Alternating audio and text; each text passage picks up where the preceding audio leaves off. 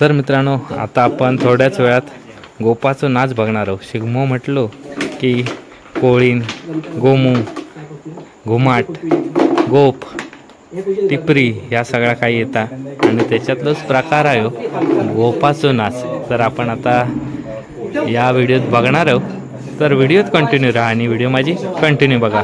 तर आपण इलो आता मणगे गावात आणि मणगे गावाचे आपईवाडी यांचा यो गोप नाचा। तर आता आपण बघणार आहोत आणि बघा तयारी चालू आहे गोप लावूची।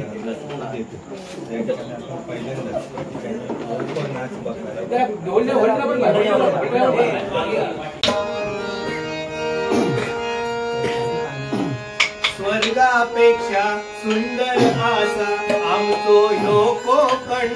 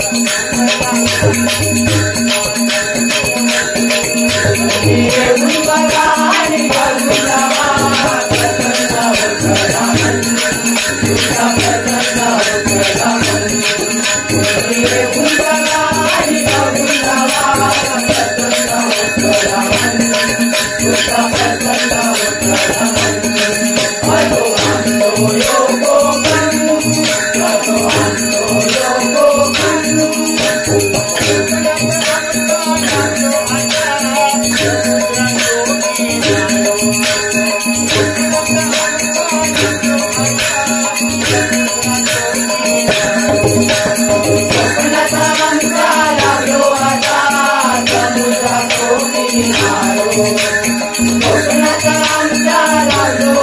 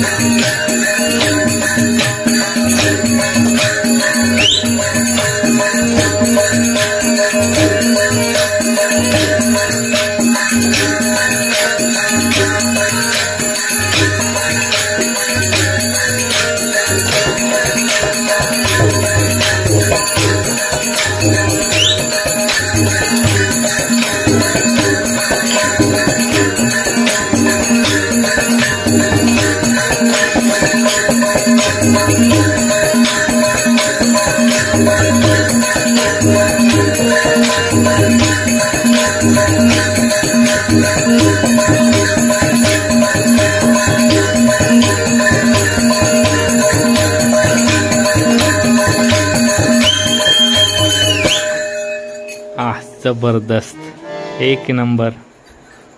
मित्रांनो गोपाचो नाच खेळाचो म्हटल्यावरती बाहेरून आपल्या काय समजत नसता, पण जो गोप खेळता त्याच व्यक्तीक माहीत असता आपलो व्हिडिओ खायना कसो सोडवचो आतो, आणि गोप विणलो जाता तसोच सोडवणं पण खूप महत्वाचा.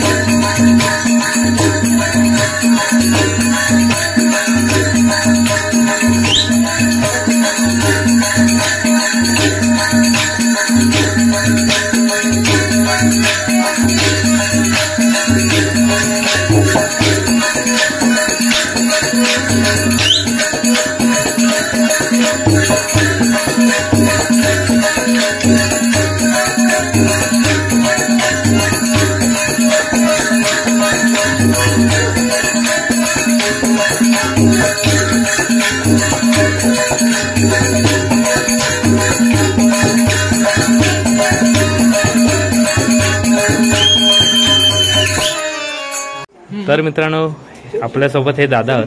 तर दादा तुम्ही ओळख करून द्या तुमची आणि तुमच्या मंडळाची. जा काही आता तुम्ही सादरीकरण केलात तर एक नंबर होता.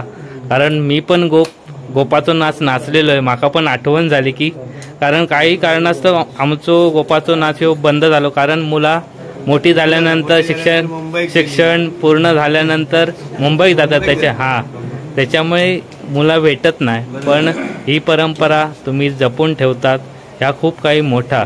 तर पहिला तुम्ही तुमचं नाव सांगा, त्याच्यानंतर तुमच्या मंडळाचं नाव, नंतर कशी सुरुवात होता या सगळा तुम्ही संपूर्ण माहिती आमका सांगा.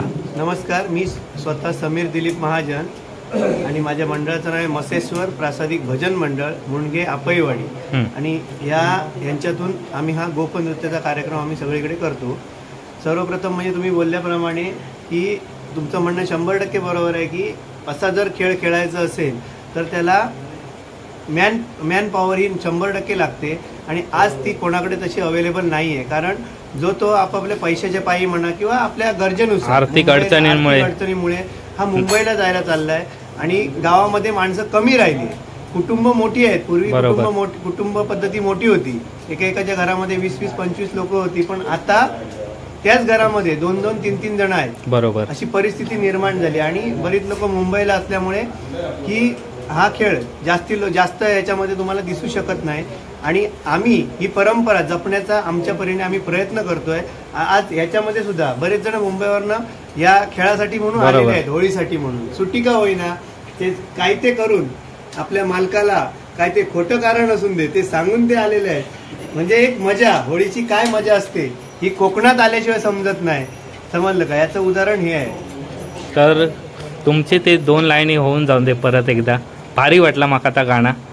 अच्छा ते हा आता म्हटलं ता स्वर्गापेक्षा म्हणजे त्या चालीतच म्हणा तर आता भारी वाटतला. स्वर्गापेक्षा सुंदर आसा आमचो ह्यो कोकण, स्वर्गापेक्षा सुंदर आसा आमचो ह्यो कोकण. तुम्ही येऊन बघा आणि बघून जावा, प्रसन्न होतला मन, तुमचा प्रसन्न होतला मन. तुम्ही येऊन बघा आणि बघून जावा, प्रसन्न होतला मन, तुमचा प्रसन्न होतला मन. असो आमचो ह्यो कोकण, असो आमचो ह्यो कोकण.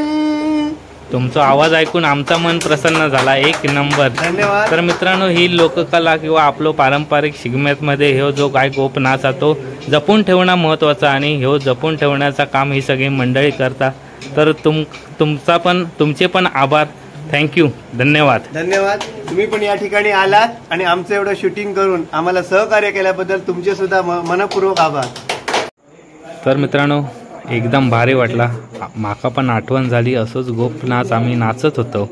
पण मगाशी ऐकलात तुम्ही, मुला कमी होतात त्याच्यानंतर मग मुंबईत जातात शिक्षणासाठी म्हणा किंवा आर्थिकदृष्ट्या सक्षम होण्यासाठी. तर आता आपण इथून निघूया.